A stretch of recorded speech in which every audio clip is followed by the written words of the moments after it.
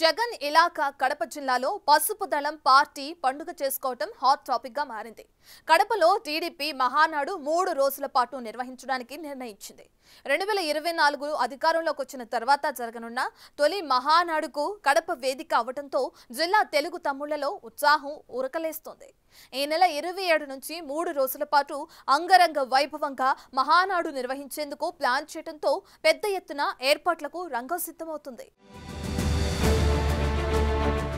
Telugu Desam party Mahanadu పండుగకు count down మొదలైంది. ఈసారి మహానాడును ప్రత్యేకంగా ప్లాన్ చేసింది టీడీపీ అధిష్టానం. ఈసారి మహానాడు విశేషమేంటంటే టీడీపీ చరిత్రలో ఎన్నడూ నిర్వహించని చోట మహానాడు నిర్వహించనున్నారు. ఈ ఏడాది మహానాడుకు కడప జిల్లాను ఎంచుకుంది టీడీపీ. ఇప్పటికే ఏర్పాట్లను మొదలుపెట్టింది కూడా. వైసీపీ అధ్యక్షుడు జగన్ సొంత ఇలాకాలో పసుపు పండుగను ఘనంగా నిర్వహించేందుకు యాక్షన్లోకి దిగింది. గతంలో ఎన్నడూ కడప జిల్లాలో మహానాడు నిర్వహించలేదు. కానీ ఏపీలో తిరిగి అధికారంలోకి వచ్చిన తర్వాత మాజీ ముఖ్యమంత్రి ఇలాకాలో మహానాడుని నిర్వహించాలని నిర్ణయం తీసుకోవడం చర్చనీయాంశంగా మారింది.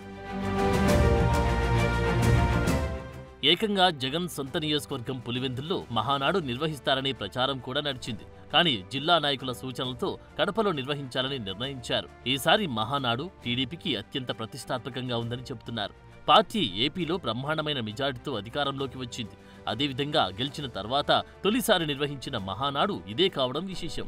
ఒకవైపు అమరావతి పునర్నిర్మాణ పనులు మొదలుపెట్టి అభివృద్ధి పనులకు వరుసగా శ్రీకారం చుడుతుంది ప్రభుత్వం.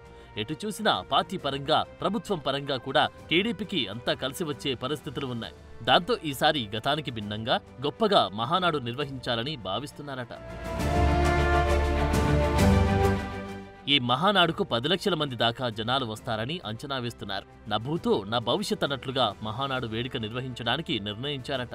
ఇవన్నీ ఓకే, కానీ జగన్ జిల్లాలో మహానాడు నిర్వహించడం ద్వారా రాజకీయంగా గట్టి సంకేతాలు ఇవ్వాలనే ప్లాన్లో టీడీపీ ఉన్నట్లు కనిపిస్తోంది. వైసీపీ అధికారంలో ఉన్నప్పుడే ఆ జిల్లాలో పట్టభద్రుల ఎమ్మెల్సీ స్థానాన్ని గెలుచుకోవడం, తర్వాత జరిగిన సార్వత్రిక ఎన్నికల్లో కూటమి జిల్లాలోని 10 అసెంబ్లీ సెగ్మెంట్లలో 7 స్థానాలు గెలుచుకొని జగన్ సొంత జిల్లాలో సత్తాను చాటింది. ఇలాంటి తరుణంలో మహానాడు నిర్వహించడం ద్వారా రాయలసీమలో పార్టీని మరింత యాక్టివ్ అయ్యేలా చేయాలనేది టీడీపీ వ్యూహంగా కనిపిస్తోంది. పులివెందుల్లో మహానాడు ఎందుకు నిర్వహించడం లేదు అంటే అన్ని ప్రాంతాల నుంచి జనాలు వచ్చేందుకు సువిశాలమైన ప్రాంగణం అక్కడ దొరకలేదంటున్నారు. కడప నుంచి సౌండ్ చేస్తే అది జిల్లా మొత్తమే కాదు, ఏపీ అంతటా రీసౌండ్ ఇచ్చేలా చేయాలని కడపను ఎంచుకున్నారని అంటున్నారు. మరి కడపలో టీడీపీ మహానాడు ఏ రకమైన సంచలనాలు సృష్టిస్తుందో చూడాలి.